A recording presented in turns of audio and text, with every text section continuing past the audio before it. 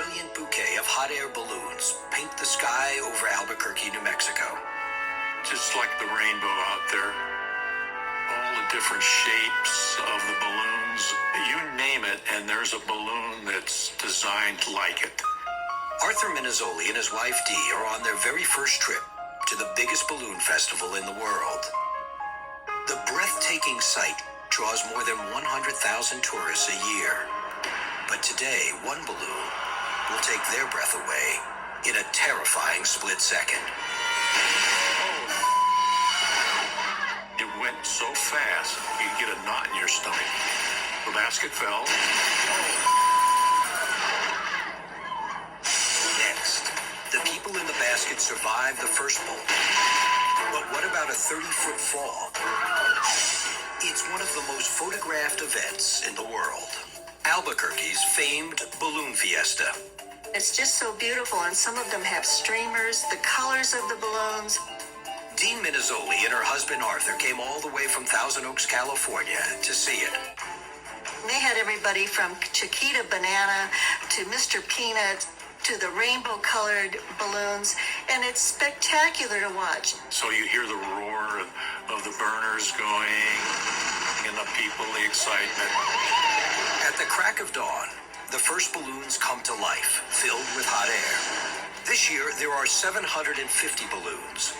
So many, organizers have to launch them in waves so they don't drift into each other. The first 100 or so ascend, and the next 100 or so ascend, and then they're all up there.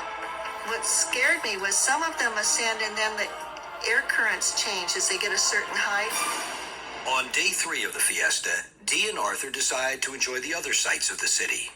On the third day, we were at the hotel. We were going to go around Albuquerque and sightsee. But from their balcony, they get an early morning surprise. Some wayward balloons are coming right at them.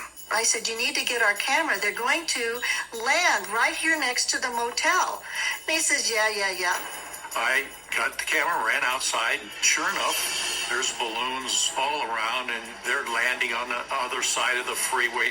Unusual winds have blown several balloons miles off course, but they are landing safely in a parking lot next to the highway.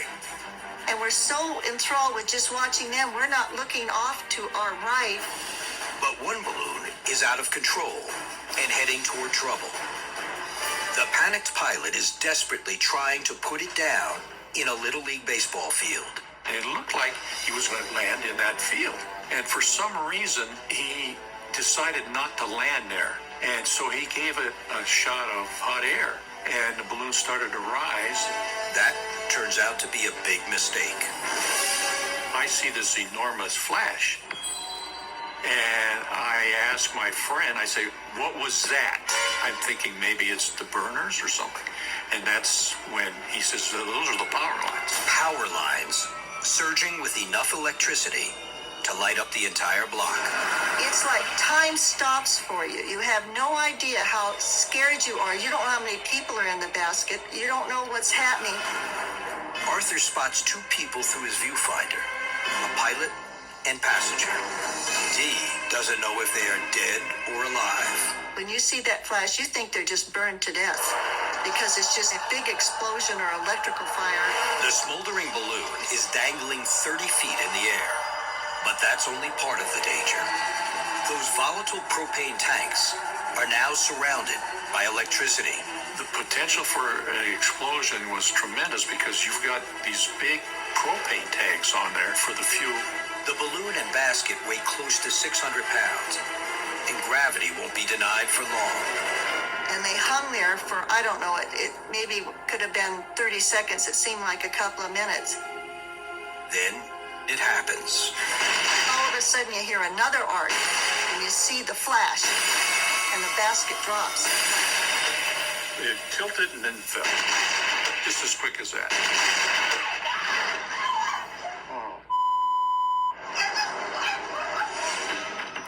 The balloon has 4 metal cables connecting it to the basket. The front 2 are the first to hit the power line. They burn and break within a matter of seconds. That flows the back 2 into the power lines, sparking a second explosion. Those cables sear, then snap, sending the balloon flying and the basket into a free fall. I'm tremendously shocked. It's one thing to watch a video or to watch things on TV, but to actually be there and view this live, it's very, very emotional. Arthur is terrified and in shock, but keeps his camera rolling. My first thoughts were they were both dead. Until I saw the first man crawl out. Then I knew one of them was okay, but I didn't know if the second one was dead. Other people that were staying in the motel were getting on phones and calling 911. Despite the 30-foot drop, both passenger and pilot are alive. These two men both cheated death in more ways than one.